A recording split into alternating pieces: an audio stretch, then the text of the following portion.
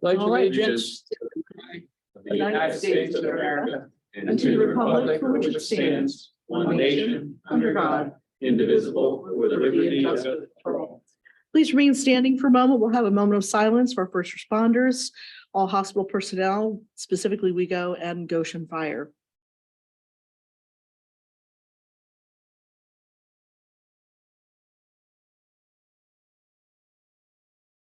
Thank you very much. Please have a seat.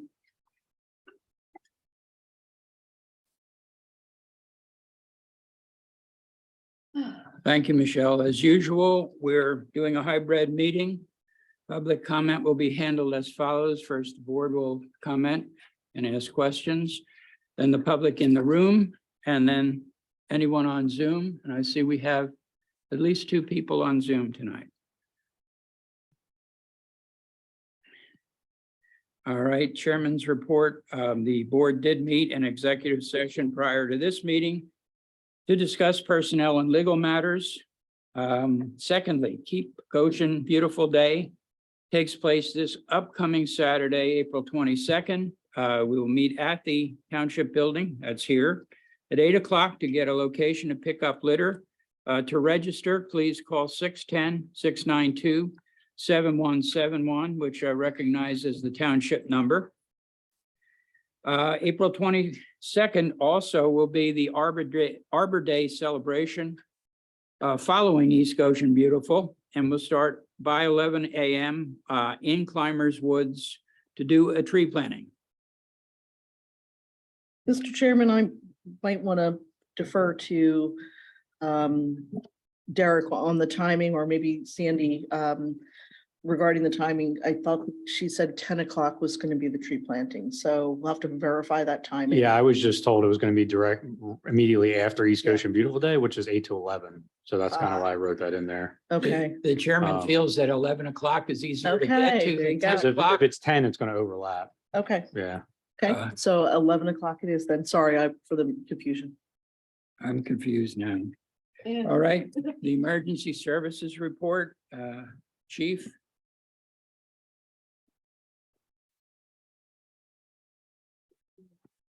Good evening. Thanks for coming. It's good to see you. Glad to be here.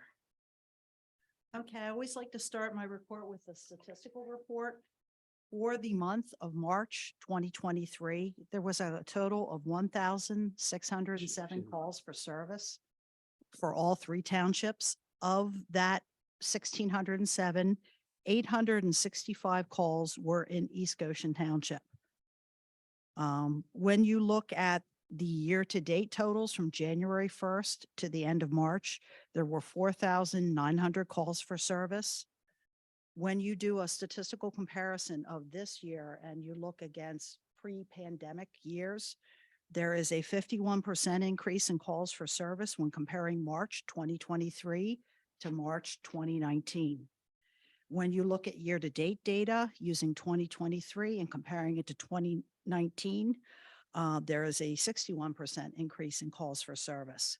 Overall, there is clearly an increase in calls for service. As I indicated last night at the Westtown Township, an in-depth analysis doesn't show any calls for alarm.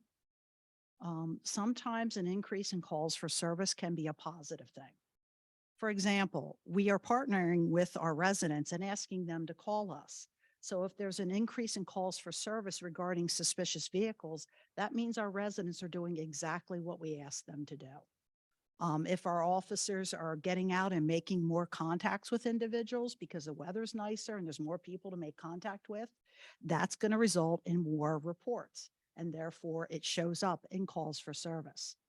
I don't see any significant trends that cause me alarm, but I would like to cover a couple trends in East Goshen that occurred in March so that you can kind of keep an eye on them. There was an unusual increase in disturbances. We had 25 disturbance calls in East Goshen in March. There's no commonality. They occurred at residences, businesses, and work locations. We don't really know what's causing that other than maybe there's more interaction between people than there was prior to the weather turning nice. We experienced a couple quiet months when thefts went down in the township, but we're starting to see that peak again. We had some thefts of packages and also some thefts from vehicles. Again, we want to remind people that take valuables out of your cars and make sure that you lock up, your garage, your car, and other places where people could access it. We are continuing, unfortunately, to see a lot of East Goshen residents be the victim of scams and frauds. And the general advice that we give to everyone is if something sounds off, call the police department. We had one particular resident in East Goshen who did a wonderful thing. She thought she was being called by a police department about outstanding warrants, and they tried to get her to buy gift cards. And she said, well, let me give you the number of my attorney and you can discuss it with them. The person hung up immediately. So residents are educating themselves and they are responding very well. We hope that this trend continues, but unfortunately, there continues to be a lot of scams in East Goshen. I'm sorry, Chief, I just want to interrupt you for a second and let you know that I should have brought it tonight. My dad received from AARP a tumbler, I'll bring it to you, a tumbler that says that you should not be paying any bills with gift cards. You should not be paying, you don't pay for plastic with plastic. You buy gifts with gift cards. Right. And it is reminding people that there are scams. They're sending it out to all people who are AARP members. I think that we've done things like that. And you remember the flyer that we sent out to everybody, the mailer that we sent out to everyone. We continue to use the funds, especially the grant funding that we got for that purpose. And we will be doing it again in the future. The most common scam right now that is occurring in our jurisdiction is what's called phishing, spelled with PHISHING, where people think they're being contacted by Amazon or somebody that they normally do business and it's not them.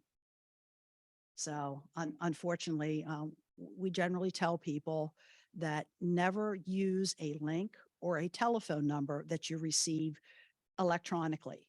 Go back on and do your own search to find Amazon or, I don't know, Wayfair, Norton, yes, or even Microsoft. So that's the most common scam and frauds that we're seeing in our area. Are there any questions? Nothing? Thank you, Chief. Thanks. Have a Chief. good evening. Good to see you. Have a good night. Be safe. Okay, Goshen Fire. Chief Grant.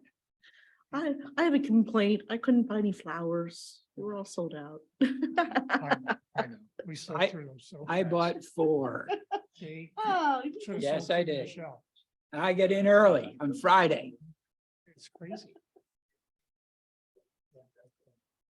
We'll order even more for Mother's Day. The month of March, it's a pretty normal month for us. We had 51 fire calls, 33 fire police responses, and 377 ambulance responses. There were 24 fire calls in East Goshen, 9 fire police calls, and 185 EMS calls in the township. EMS calls continue to run at a slightly higher rate than last year. Partly due to the fact that we didn't start our third ambulance on a consistent basis till about March of last year. So the year-over-year comparison is going to be a little bit off. But still continues to be pretty busy.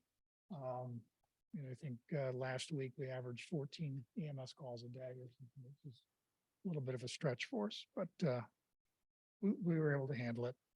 Fire calls and fire police calls are flat to last year, and the automatic fire alarm rates right about average at about 49%. About the flower sale, how'd it go? Very well. We Sell out? Yeah, we sold out quickly. So we're gonna have to order even more flowers for Mother's Day. Oh, good. So Grant, I had a quick question. Maybe I'm just misreading this, but for the fire responses, it being year over year, 51% variance. mhm. Was there like a specific, because the monthly man hours are obviously much different as well. Is it due to like one specific fire that increased that, or is it like, I know you guys did that big fire the other day, or what's? Yeah, so that call the other day wouldn't be in these Okay. numbers. it- It's running a little above last year, but as we go through the year, they tend to flatten out. Okay, it'll go down to say Middletown and 51%. West End are showing low. I expect them to come up. It's just episodic. Can you tell us what the big call was about then the other day? So Friday evening around 6 o'clock, we were dispatched to Paley Pike and Fernhill Lane for a house fire. We got there. There was pretty good smoke conditions coming out of all sides of the house. Go around the back of the house and there was an enclosed porch on the back that was fully involved.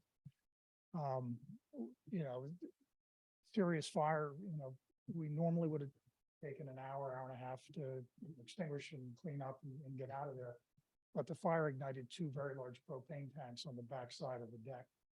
And they were venting and burning. So we had to keep them cool, you know, control the area and wait for the propane company to come out and assist us with shutting them down. So, you know, the house fire was out, but we sat and babysat these burning tanks for a couple hours. That was quick, you know, quick response from our team. Westchester came in and assisted. Very, very happy how it was handled. Thank you. You doing this? Yes. Thank you.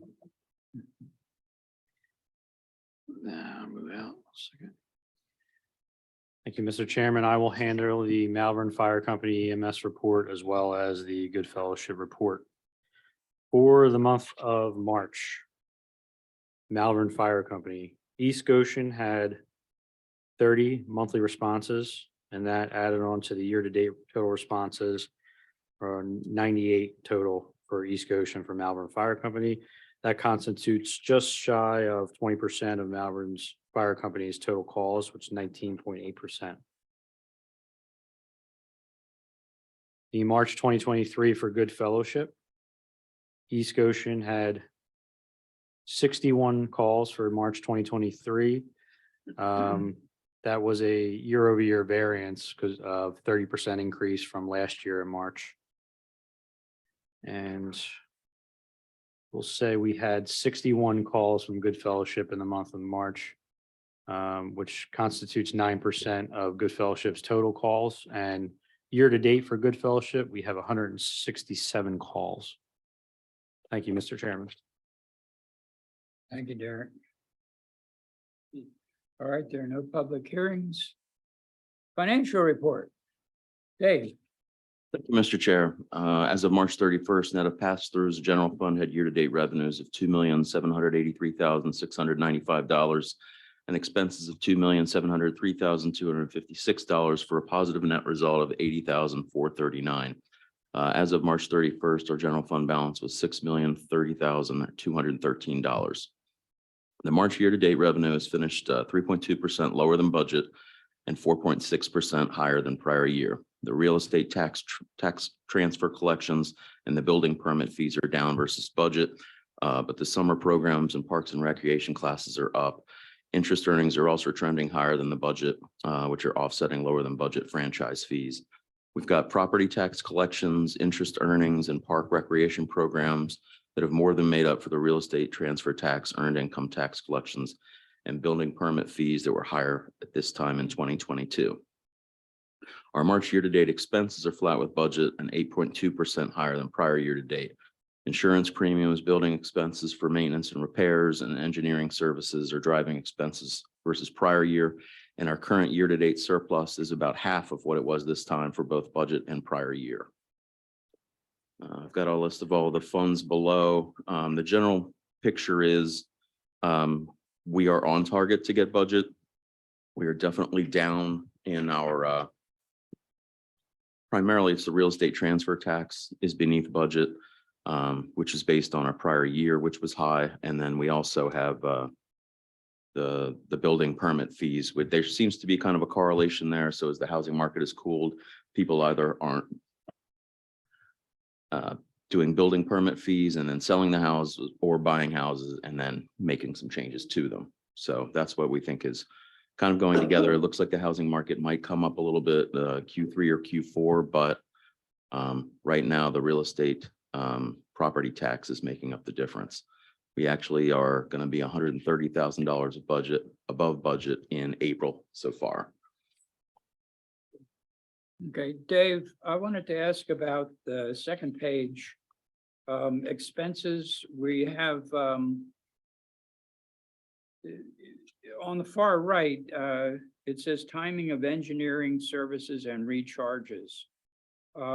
Is the, full $314,181, is that engineering services and recharges?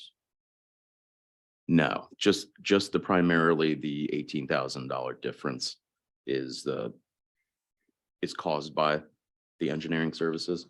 Okay, and the rest of it is normal government services then? Yeah, payout for retirement, the regular kind of ongoing general expenses. Thank you. Mhm.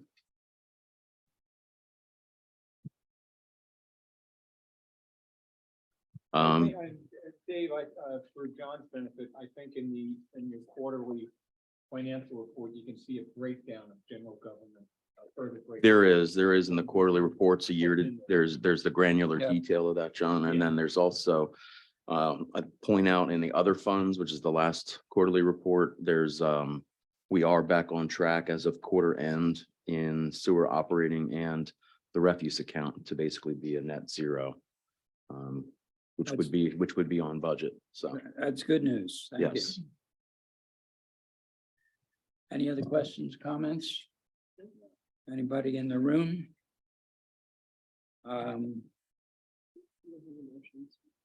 Yeah, it's not a motion. It is money, though. I like to give people a chance. Sure. Okay, nobody's had a hand up. 3 minutes then.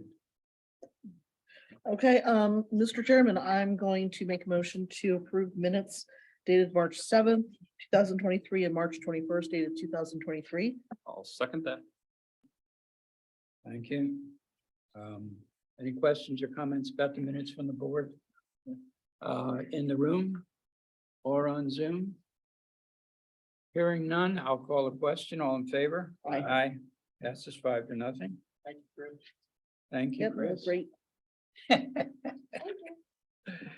Treasurer's report? Thank you, Mr. Chair. Attached is the treasurer's report for weeks of March 30th, 2023 through April 13th, 2023. I'll preface this just by, I don't know if I pointed it out before, but the treasurer's report will include revenues and expenses, which are pass-throughs and hit our firemen's accounts, which we are then recharged. So you'll see a income in and an expense go out. On the regular financial report, those are excluded so that we don't get those timing differences. But so in this treasurer's report, primarily, you can see that all the fire recharges for Q1, sewer and refuse and municipal authority recharges were the primary driving revenues. Real estate transfer tax, EIT and permit fees drove our general fund revenue during this period. And our expenses included the April WEGO contribution and loan payments, 2023 Malvern Library contribution. We gave them the 30,000 that they asked for, which is a little bit more than they asked for, but they typically were getting it in December and said that it would be more helpful to have it earlier in the year. So we wrote the check now. We had insurance payments, stormwater and highway material expenses, and some other operating routine expenses. The total earned interest on all of our funds is just over 70,000. Everything combined with the real estate property tax that we just got in this month, we made a transfer over to Pliget to try and capture as much more interest as possible. That should give us another 8,000 a month just in the general fund. So That is very, yeah, supply chain and inflation is hurting us, but we're getting a little bit back through interest. so we got $70,000 worth of interest for essentially a 2-week period. Was that the month? It's recorded for the entire month over that period. Oh, okay, okay. But still at 70,000 a month is good. Yeah, work. and most of it's cap reserve, sewer reserve, Yeah. and then our operating reserve, infrastructure and general funds. Mr. Chairman, I move that we accept the receipts and approve the expenditures as presented in the expenditure registered and as summarized in the treasurer's report. I'll second that. Thank you. Any questions or comments from the board? No. in the room? On Zoom? Hearing none, we'll call the question. All in favor? Aye. Passes. Old business, ordinance number 129C. Derek? Yep, thank you, Mr. Chairman. So we discussed both of these last meeting. These are first responder related ordinances. Both kind of in order to help our volunteer fire companies and first responders and EMS in the simplest ways we can possibly do it. So 129 codified as 129-C-2023, it would extend the tax credit to qualified volunteers of first responder organizations, just as we discussed. This would be applied to both real estate and income taxes. So that ordinance sets that forth, but then there's an accompanying resolution 2023-07, which sets forth the amounts of both, which real estate is the full amount that they owe for the real estate property tax for East Goshen. And then it sets the income tax at $500. So, and it also gives specific criteria for each organization, namely the three ones we have: Malvern Fire Company, Goshen Fire Company, and Good Fellowship. I think I tried to say them all once. So there's specific criteria depending on the organization set forth in that resolution. So again, these are the two on the table. We do have another kind of related first responder ordinance after this, but in order to pass 129-C-2023, you would need to put forth the accompanying resolution as well. Thank you, Derek. Mr. Chairman, I move that we pass ordinance number 129-C-2023, amending chapter 211 of the East Goshen Code to add a new article allowing for earned income and real estate tax credits for qualifying first responder volunteers. Second. I have a question. On the Malvern Fire Department, we have residents in East Goshen that are volunteers in Malvern. Do we know? I don't know the answer to The reason that. I'm asking is that their criteria for qualification is a bit squishy. So it only requires them to participate in 10% of the emergency calls, attend one department-sponsored training Mm-hmm. program, attend 2 public touch a truck or a fundraising event. So it's a little less so rigorous than the other two. yeah, so we discussed this. I actually discussed it with Malvern Fire Company. So this was a little bit of my bad as far as I didn't catch the fact until very late that there were different criteria set forth for Goshen and Malvern. Well, in West Goshen's, it was actually Goshen and Westchester Fire Department because that's who West Goshen has. So we took this as the model. I didn't really realize there was different criteria since Goshen Fire had their own criteria. So I talked with Malvern Fire a little bit, and I think the conclusion we came to was, since it's just a resolution, this actually may be back sooner rather than later to clean up some of the criteria that's there. They were fine with it as an initial, and to your point, I think why wouldn't they be? Because it's less rigorous. Although I don't know. I mean, to that point, maybe Grant could talk to it, but I don't know the specifics of the actual program that Goshen Fire uses in order to meet the criteria for resolution 7. So I want a little bit more information from Grant just on how that works. So we're clear about their criteria because it just basically names a program. But to your point, David, I think we probably will take another bite at the apple of this and make it a little bit different. Yeah, I'd like to see parity between the qualifications of the 3 Yeah, I agree. departments, and I'm not crazy about Malvern's Yeah. criteria. Yeah, I agree. And Grant, I don't want to put you in a difficult spot, but do you have some advice for us relative to this? You may not have seen this, but I agree with David. It seems pretty easy. I may go volunteer for Malvern. That's my point. And it's just, you hardly have to do anything. It seems. We had the same discussion when we were talking to West Goshen. Goshen's had a long-standing type of service program that gives our members a life insurance policy. We meet certain response criteria.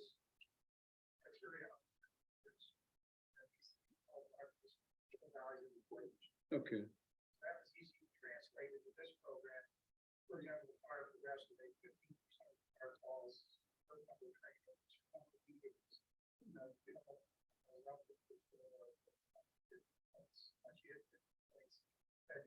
Oh. Use the same standard. For this program, identify a truly active person. I'd like to see the same thing for Malvern. I have a question I'm that in no instead of way coming about back that. to it, can we just make an amendment now to make that the requirements be the same as the other companies or? The other two are different though, and that's the problem. To Grant's point, they're using their length of service criteria. Which is not, Malvern Yeah. doesn't have the same Malvern thing. doesn't Yeah. have that. But right now, because there's not parity, I'm not. I'm keen not- on- I'm not I support comfortable the with it. idea. I love the Yeah, idea, me too. but I'm not keen on approving this, given the Well, Malvern then- criteria. How about, Um, can we possibly just remove Malvern Fire Department from this at this time and then amend this resolution at a later date that we deem their qualifications satisfactory? Come to a later date anyway. Quick question, Derek and Grant, do we have any idea how many people this will affect? How many East Goshen residents might be in the Malvern?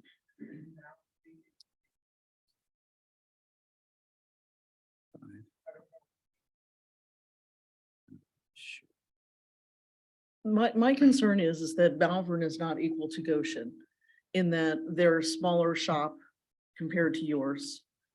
And so meeting 10% of their calls might actually be more difficult.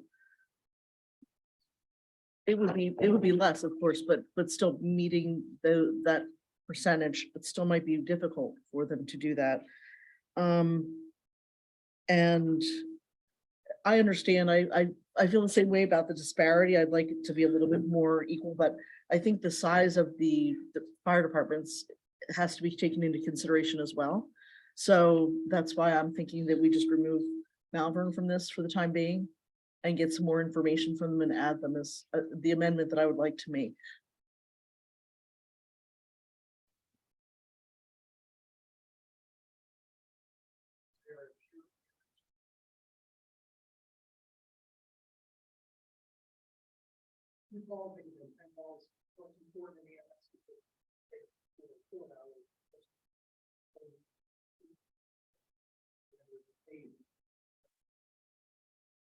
Thank you. for So that. in order to achieve parity though, would I simply ask Grant for the criteria for the program they use and apply that to Malvern Fire Company? I don't think you can. I think that it has to be, Well, then how do we create parity? I think that we have to at least understand, maybe they can give us the number of hours. I don't know. I think that we need to have All a right, discussion well, with Malvern about that. Listen, we're not there and I'm sorry, Cody, but I think I would move to table this until we have more information.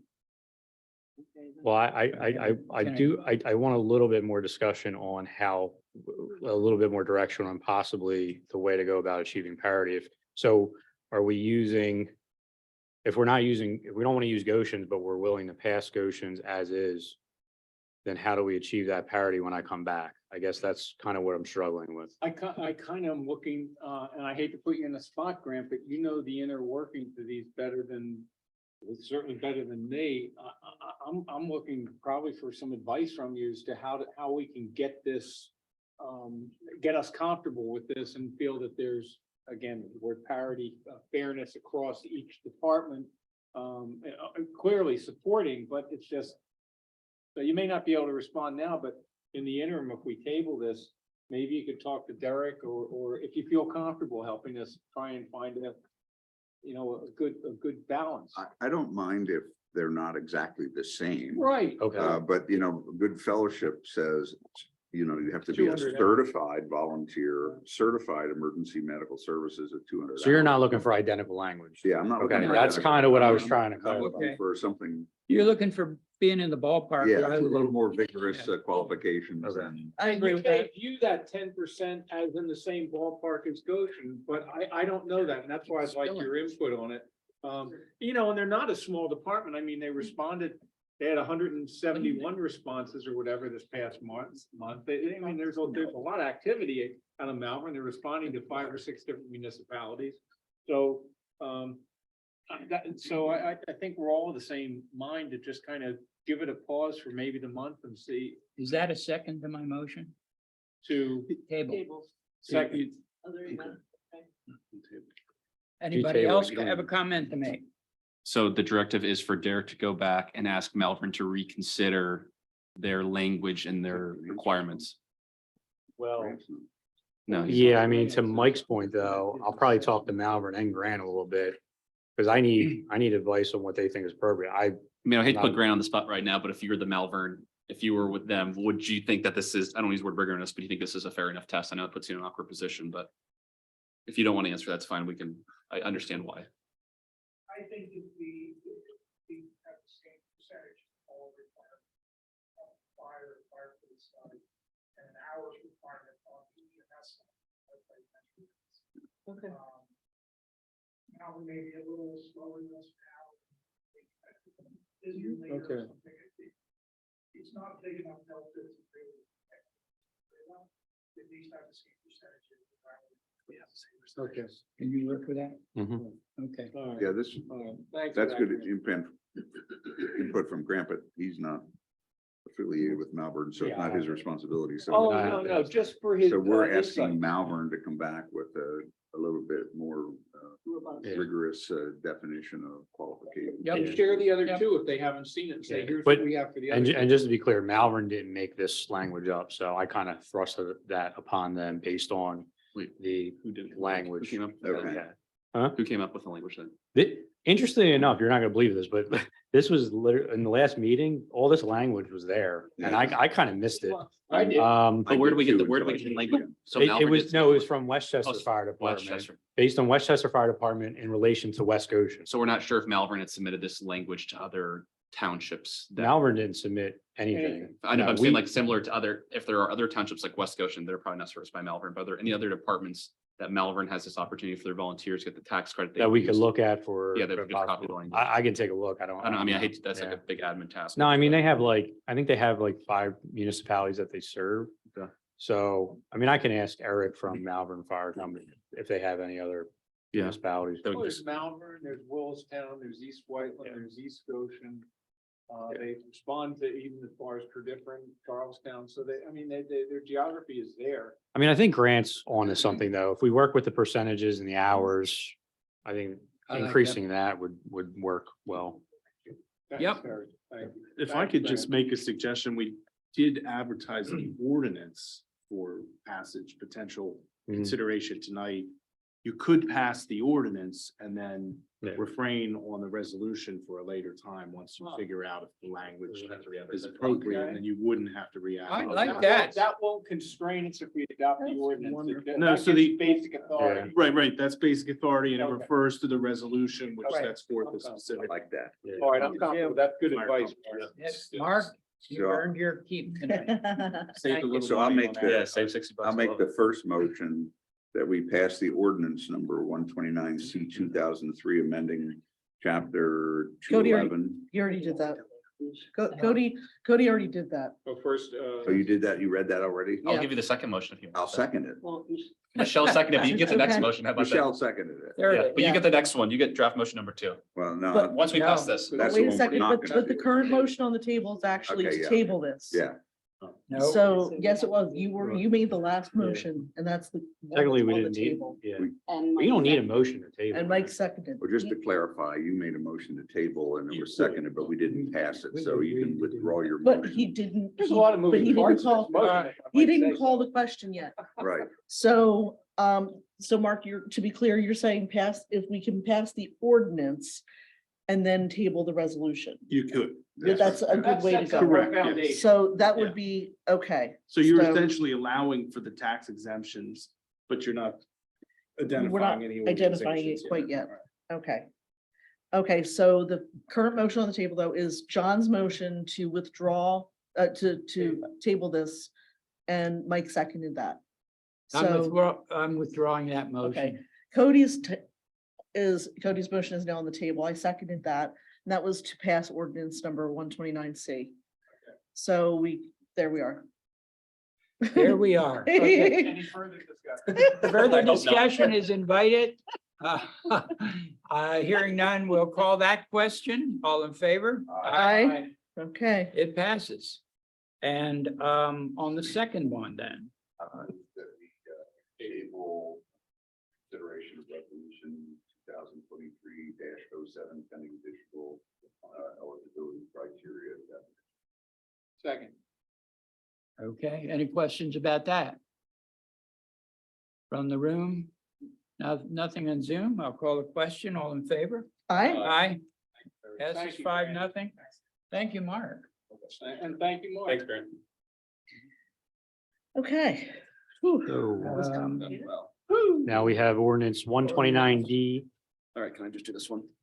dash 2023, Mr. Chairman, and this would allow another first responder ordinance, if you will, and this would allow for reimbursements for hazardous abatement incidences for fire departments, specifically seeking them from insurance companies, just to clarify.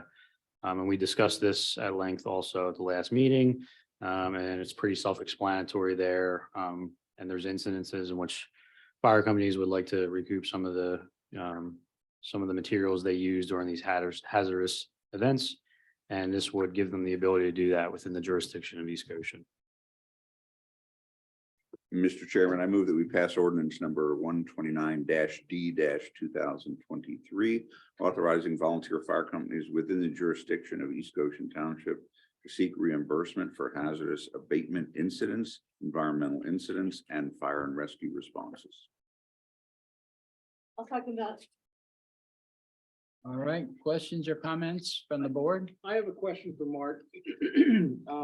And I clearly I didn't ask it last meeting.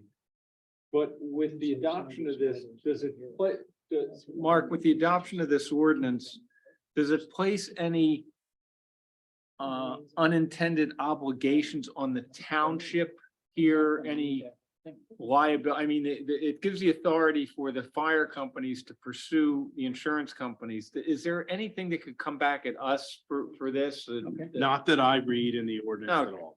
I mean, I couldn't think of anything or Right. come up with it, but I thought, what we don't know, and unintended consequences type of stuff. So I just thought I'd throw that out. Right, and it is specific to insurance carriers. as Yeah, well, right? yeah, okay. And it's reimbursement from materials, so it's not a Person- liability or anything. Yeah, okay. Good Okay. question. Any other questions? Hearing none, I'll call the question then. All in favor? Aye. Passes 5-0. Under new business, we have a very good piece of news. Yeah, Unfortunately, with all the work she did, Sandra Snyder can't be here tonight. And we wish she could. I know Eric, you're still on Conservancy, aren't yes, you? he is. It has been for a while. He's an institution in the Um, board. Michelle? I'm just going to simply state that the township has become a tree city, USA. We have got tree city status and we have a nice big flag that we're going to display someplace. This is a plaque and I'm presenting it as the liaison for Conservancy to John as the chairman. Okay. Yeah, great job, everyone. I'll Yeah. take this No, you home and can't put it. take that home. Oh, okay. And there will be a tree planting on Saturday, apparently at 11 o'clock at Climbers Woods. At 11 o'clock. Well, good work. That's a lot of hard work went into this A lot. by the Conservancy Board and by their liaison. And we appreciate that work. Next. I just would also like to give a shout out to Ashley Novak in the office for that, because she got kind of tied in with it late and kind of picked it up and Oh, good. got it over the finish line because she's been the liaison for All right. Conservancy. So Good. thank you, Ashley, too. Recognize her then. Thank you, Ash. Excellent. All right, new business B, consider approval of initial surveying and engineering costs for the Milltown Pocket Park on School Lane. Derek? Mr., before you start, Mr. Chair, I would move that we authorize the initial survey and engineering costs for Milltown Pocket Park project for an amount not to exceed $5,000. Second that.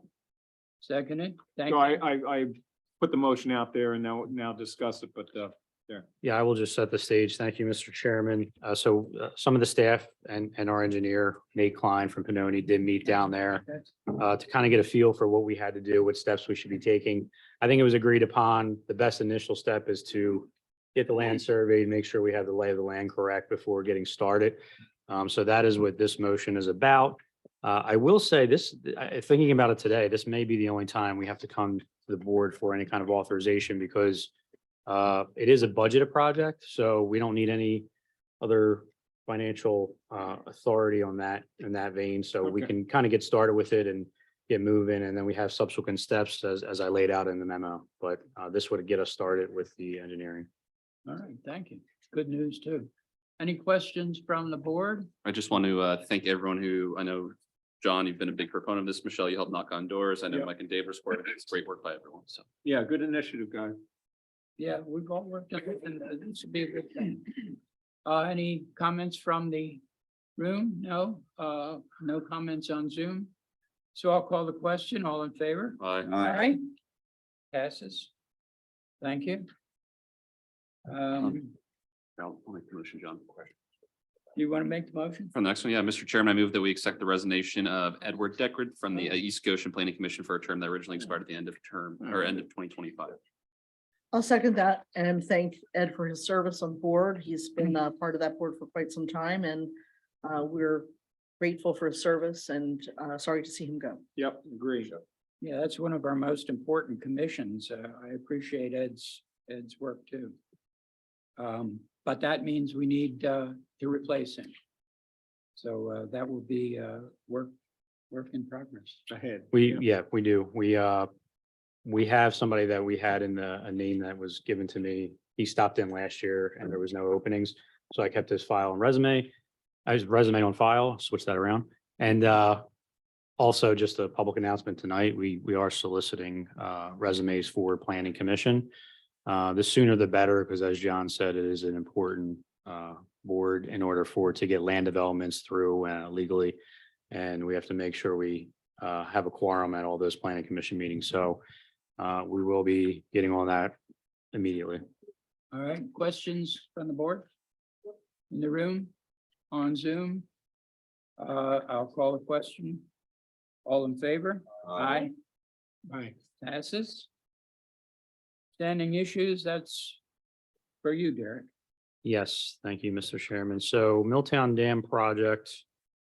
I have some slightly good news. That's how I'll classify it. So I was talking to Mark Hansford from DCNR this week and also our project manager, Eric Neese from Gannett Fleming.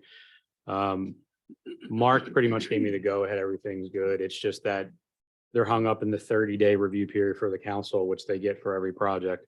But I basically asked them, I said, listen, is there anything we can do at this point, since it's so close to being over the finish line, than just having our, hands twiddling away, waiting for DCNR?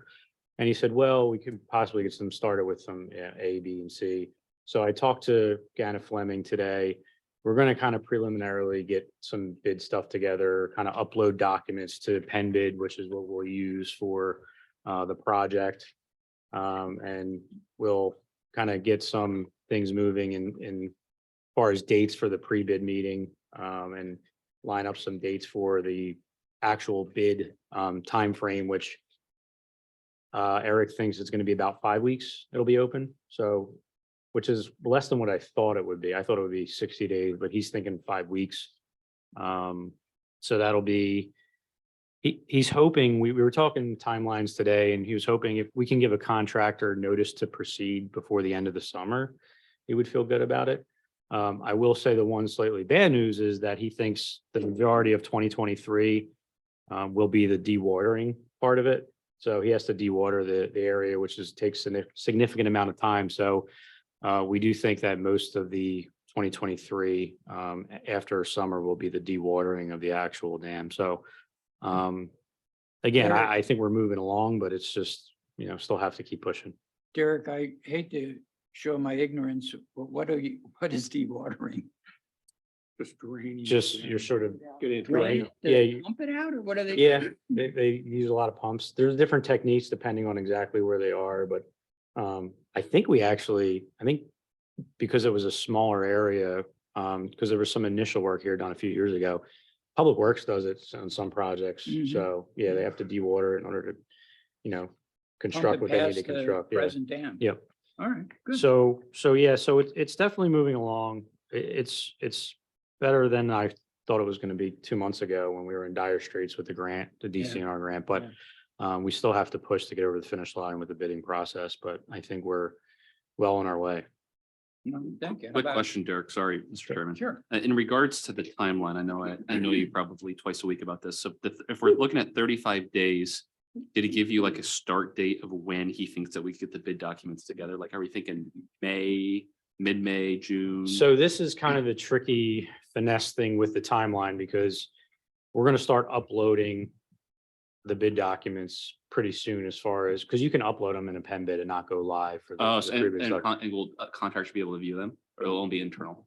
No, they'll be able to view them. Okay, they just Um, can't place a bid. Okay. Yeah, so here's the tricky part, and I forgot about this too. There has to be a pre-bid meeting. So we have to give a solid date for a pre-bid meeting. So we don't want to do it. So that basically gives contractors the ability to go out there, see the site, make sure they have everything, down pat before they actually give their numbers, because that's important.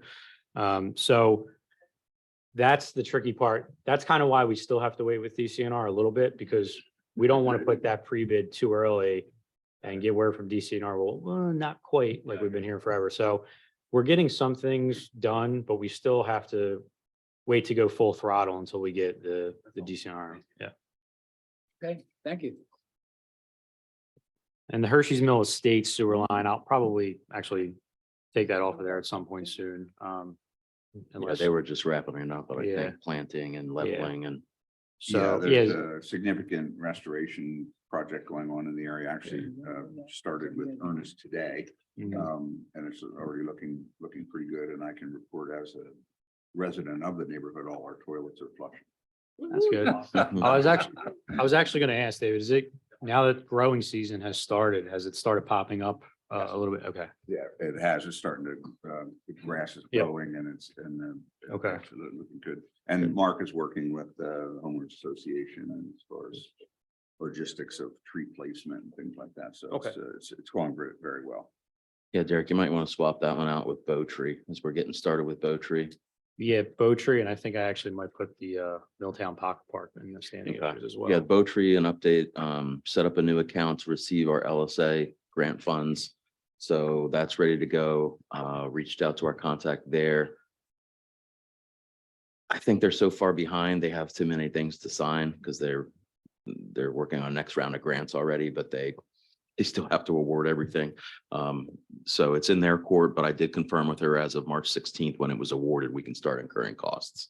So Mark has reached out to multiple people for pre and post dredging estimates, see what the depth is, what we're looking at as far as what those costs might be. And then hopefully we can pay it with the infrastructure sustainability fund and then pay ourselves back. So.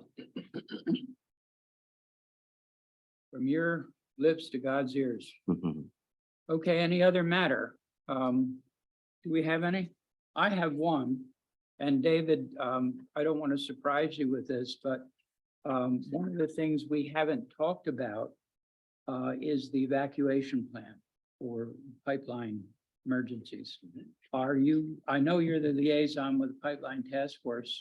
Are they thinking about that? Yeah, let me tell you what's going on there. And I do have also a liaison report Good. regarding the pipeline task force, which I can kind of introduce a subject, but I'll wait till liaison reports. Yeah, what's happening now is that we were in the process of looking at how to have an evacuation plan specifically for the unique population of East Goshen Township. The task force said, look, we don't have the skill sets to write our own plan. And then the county finally awarded their plan. And in the county plan, they are going to do a bespoke evacuation hazard mitigation plan for each township. Get out. So, yeah, so that's part of the process. And drilled down on that and clarified it. They've had 2 meetings already. We're attending the meetings, our task force people. Eventually, we hope to have a seat at the table with the consultant to provide input into our unique township characteristics with our senior living facilities and the uniqueness of our 11 pipelines in our township, and our elderly population and those types of things. So rather than have us write our own, the county's spending a lot of money to do it, rather have them do it and have us provide input. So the pipeline task force is on top of that. Well, there was actually, David, there was a third meeting too, just with staff level at the county and then all the municipalities that Ashley and I attended last month too. So, yeah. John, I have another matter to bring up too. And so a couple of years ago, I was liaison with the sustainability group for a year, which was really, it was a lot of fun, actually. And I had brought up to them at that point a metal recycling program. And so I would like to, they haven't been able to come up with a good plan. I would like to come up with a plan with staff so that we can maybe have a metal recycling event, maybe that we can hold with a local metal recycling company, which would be at this point, Westchester Recycling, used to be Codish over on Bolmar Street. Yeah. And much like we do our e-cycling, I'd like to offer the residents an opportunity to bring specific items, household items, to a metal recycling location in the park. And I think that we need to start looking at metal recycling as a way of reducing some of our tonnage in the for the Landfill. landfills. Yeah. And in our trash Agreed. collection. Yeah. There are so many things that can be recycled. So many things can't be, but so many things can be recycled. And if a local company could come out and actually have a couple of people saying, yes, I'll take that, but I can't take that, and hand them a paper that says, here, you can take it over to Bolmar Street or take it up to this place here in Honeybrook or wherever. So I'd like to do that. And then also I'd like to at least let residents start educating residents about what kind of metals can be put out. And maybe have some of the scrappers unofficially come out on certain, like the night before on a bulk day, a bulk trash pickup day, and at least let them know when those days are, and have our residents put their metals out. Something like that.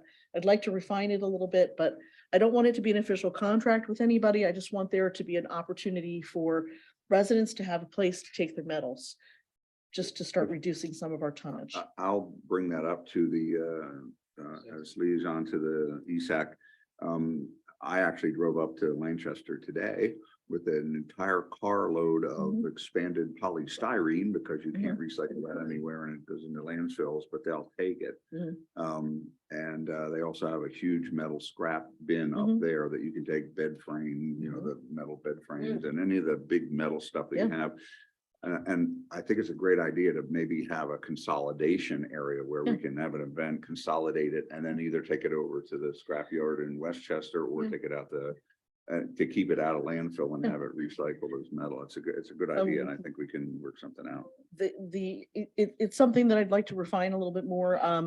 I had taken it to the sustainability committee. They couldn't do anything with it at the time, so I'd really like it to at this point become more of a staff driven initiative, because I don't think that they have the resources that we would need to move forward. But I think they do, and if we put that out, we'll let them come up with the kind of the ideas with Well, with. I already staff. put it out to them and they didn't have any ideas, even when I gave them ideas. So that's why I want it to be at this Well, point a staff thing. So I'd I like see to what you want, but talk about doing it maybe. I hate to give staff more to do. I know. We have these committees. If the committees aren't, if you want to comment, come up. Yeah, come on up. If the committees aren't doing what we'd like them to do. The other thing is I want to make sure that Blazinski has an opportunity within our contract confines to see if they can support us on that. Maybe they can, if nothing else, provide Yeah. dumpsters or something Yeah. like Yeah. that. So. Yeah, I'm it's- thinking dumpster here in the lot. Yeah. Yeah. Oh, And I. then- But again, I want to see we have committees, I'd like to see them more active. in Yeah, it. but Okay. it's a good, this is a This is starting a start, well, this is, Yeah. it's been a starting point, and we actually do communicate with the guy who comes around and picks up scrap metal, and he comes around every bulk trash in our neighborhood and picks up the scrap, Yeah. scrap. I think, just a comment, I think the first two are easily done, because I Mhm. think we can, well, I mean, I say easily, I think we'd have to research different pathways. I could contact the county, maybe different companies that do events. Right, As far as educational, obviously we do newsletter, Facebook, Right. things like that. sure, I'd like to talk to you offline a little bit more about the last one, Of because I had course. some concerns about that, but I understand. other than that, I think the first two are doable. Yeah. Okay, we'll put it on the agenda. We have a comment from the floor. Why wouldn't you just get like a 30-yard dumpster or a 15-yard at the township building and let the residents fill it? Because they'll put things in there that don't belong, contaminated things and that kind of thing. So it would need to be someplace where there's somebody who's manning it and actually saying, no, that can't go in there. So otherwise we'll have people bringing dryers and ovens and stuff We've like done that that. with things like Yeah. tires and you Yeah. have somebody there to Yeah, make so sure that. That's why we wouldn't want to do something It's like not a that. bad idea, though. Yeah. But you should say your name and where you live before you comment. Peter Hicks, I know that, but Oh, Want my Peter, how address? are you? 1325 Paley Pike. Very good. thank you, Peter. I wouldn't pass that idea right away. It's possible we could have a dumpster, as Peter says, dedicated, and once a week or something like that, have somebody man it and check what's being put in. What did West Goshen used to have over next to the Acme? Derek? I don't know. I'm trying to think. Didn't they have something recycling over next to the Acme? We didn't have, I say we, sorry. You can say that. You worked there. But there was something there. Yeah, I forget what it was. it was kind of like a public works area we had over Yes. there. We didn't have, it wasn't recycling. The only thing they had in recycling was they had a cardboard drop off dumpster.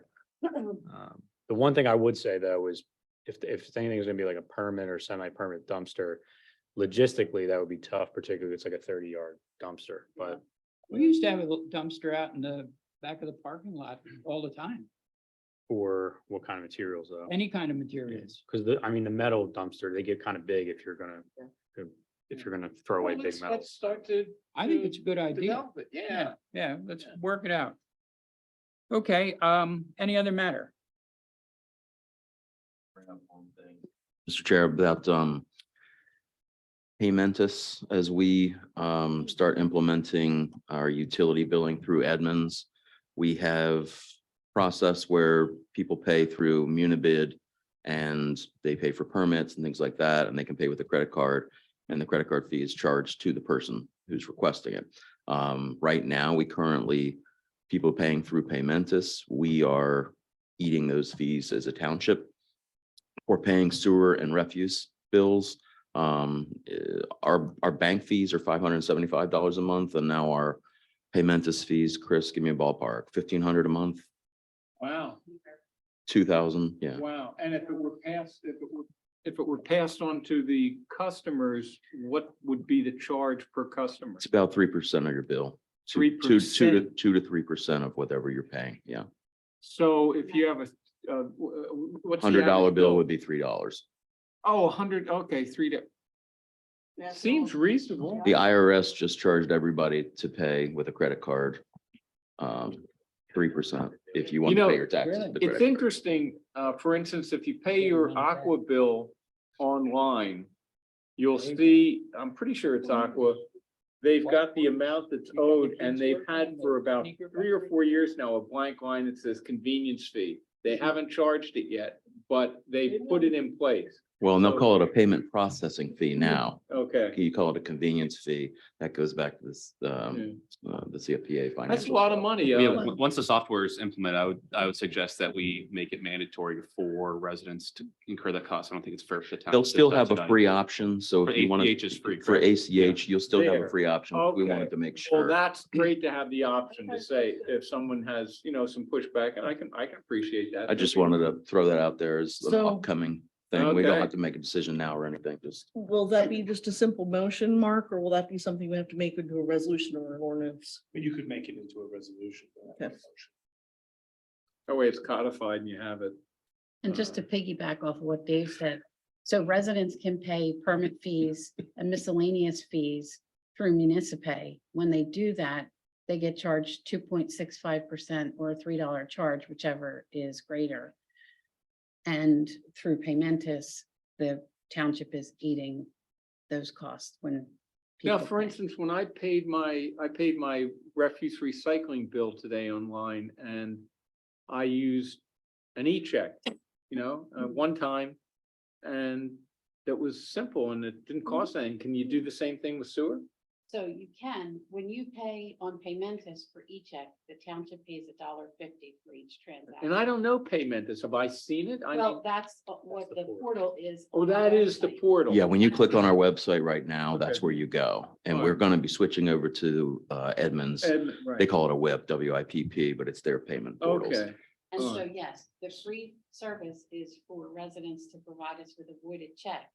And on a quarterly basis, they would still get a bill that says it's a statement. And they would be told on what date we would pull the funds electronically from their bank. Okay. account.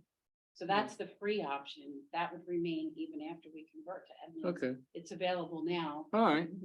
and. Sounds like there are options then. Am I the it'll be only a- one that sends a check in? No, we get a lot of checks. But it'll be you'll never have to worry about it being late and we'll have a lot of communication with this via the website. Okay. We might put up a page and or send it in the letter article too, and things like that to just let people know that everything's changing and how it's gonna Okay. look. That sounds reasonable. Give these days, give especially- people a lot of notice if you're gonna do that. Yep. Yeah. Thank you. Yep, it is the start of the notice. That's good. It's good heads up. Any other matters? Those were good ones. Public comment. Any public comment? Anybody on Zoom? Anybody in the room here? Okay, David, did you say you wanted to do a liaison report? From the Pipeline Task Force, I just want to give everyone a heads up. If you haven't been paying attention, you need to start to pay attention to the Greater Philadelphia Mach 1 project, which is the hydrogen generation and hydrogen transport that's going to be proposed. Mach 1 is made up of Mariner and Williams and Texas Eastern and all the oil companies. And the idea is to generate blue hydrogen, which is different than green hydrogen, and you need to kind of do your homework. Blue hydrogen is actually made from methane gas, and so it's another use of the fracked gases coming from Utica and Marcellus.